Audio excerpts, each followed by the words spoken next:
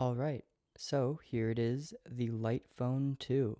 And it's a very simple phone that is not for everyone. And if you're thinking about getting this phone, I would definitely want to watch this video all the way through because I have a lot of things to say about this phone. It is, let's just say, not for everyone. So without further ado, let's just jump on in. So I'm going to start with the pros because why not? And it does have quite a few pros. This phone is actually a very interesting phone that has a lot of things going for it. The first thing I want to say about it is its size. As you can see, it is teeny. It is so small. Let me just do a couple of things for comparison.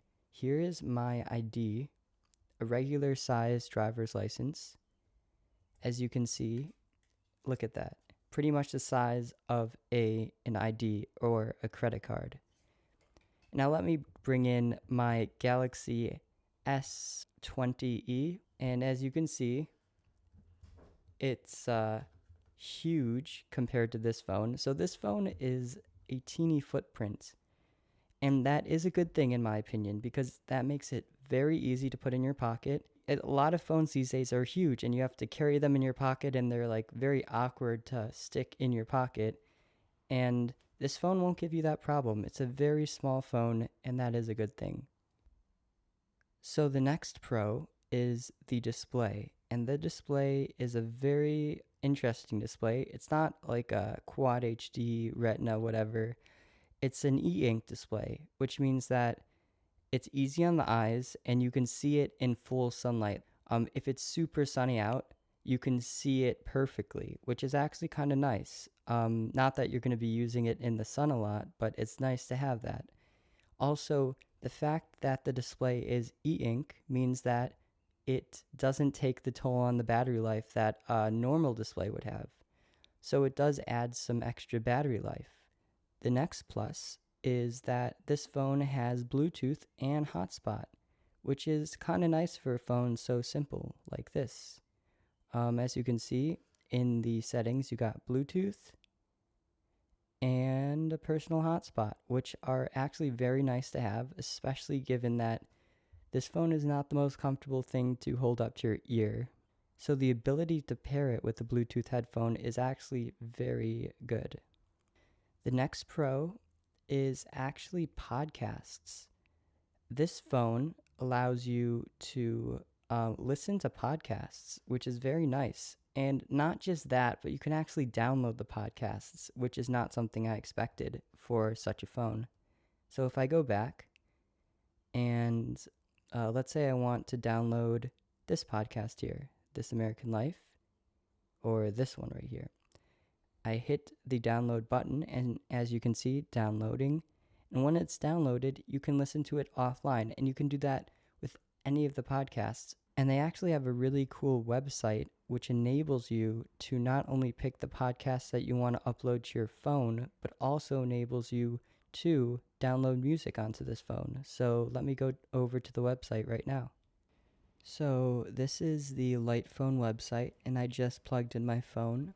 And it's a very simple website to use, just like the phone. If I want to edit my podcasts or add music to the phone, I just go to Phone, click my number, and go to Toolbox.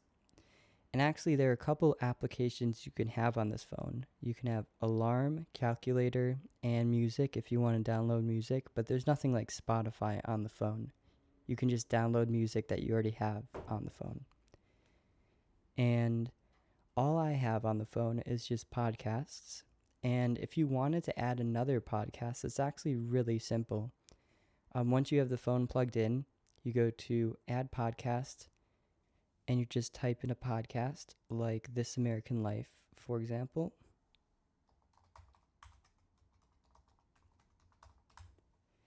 And here you have This American Life. And sometimes there are multiple duplicates that could confuse you, like this one is This American Life and this one is This American Life, and sometimes you don't know which one to choose. So the thing is, you sometimes have to add both, see which one is the right one, and then delete the one off the phone that isn't the right one because all you can do on their website is add the podcast. You can't look deeper into them.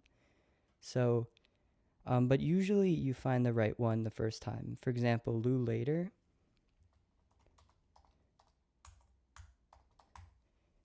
you have it right here. Just pops up and you can just add it.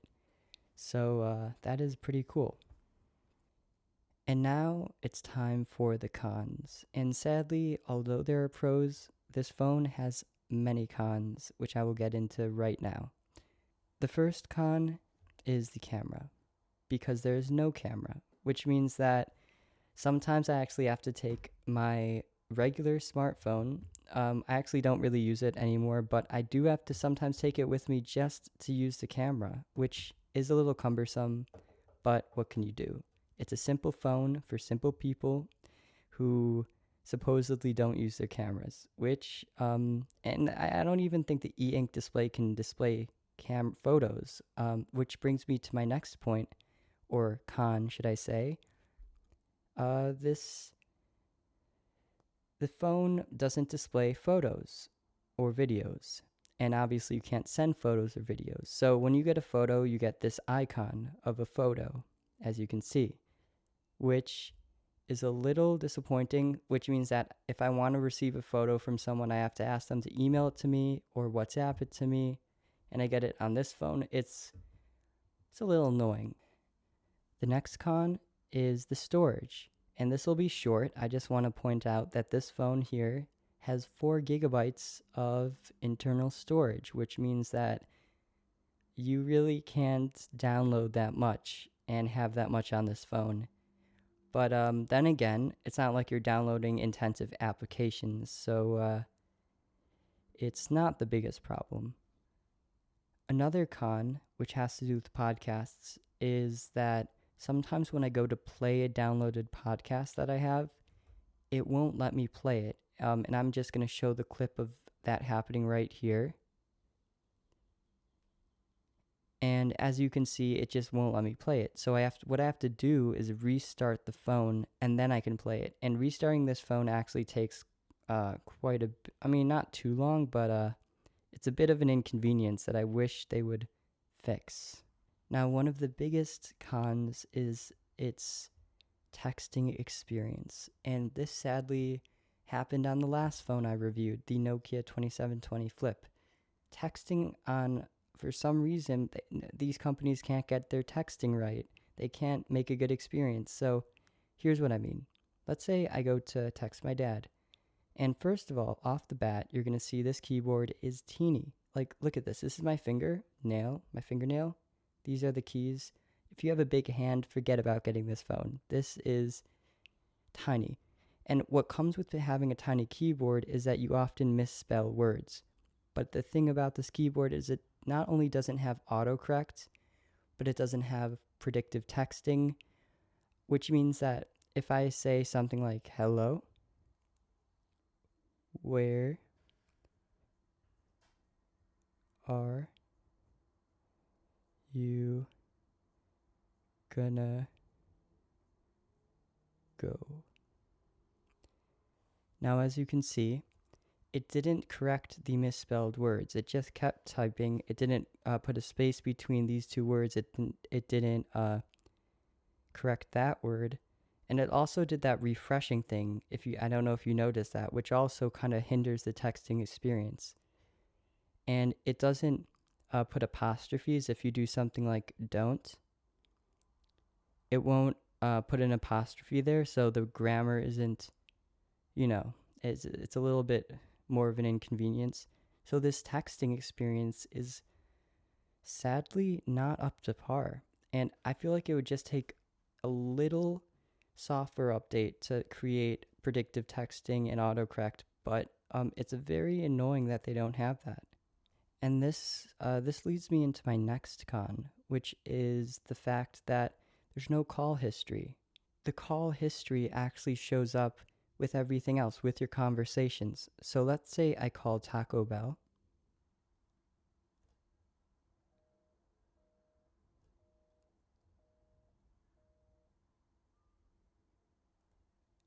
So I just called Taco Bell, and apparently the phone number doesn't work, but whatever.